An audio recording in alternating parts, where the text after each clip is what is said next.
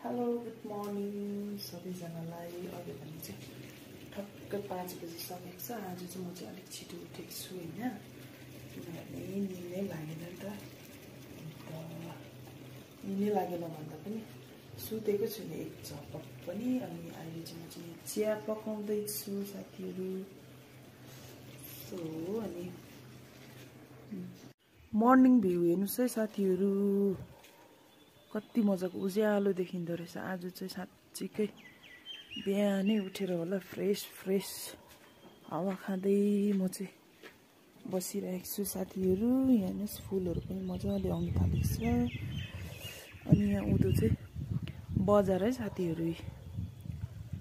आमामामामा बिहानै घाम लाग्ला जस्तो हुने रहेछ नि त। अरू बेला चाहिँ म अलिक ढिलो उठ्छु होइन साथीहरू। अन्त यस्तो यहाँ पारी चाहिँ जुन अझै हराएकै छैन रहेछ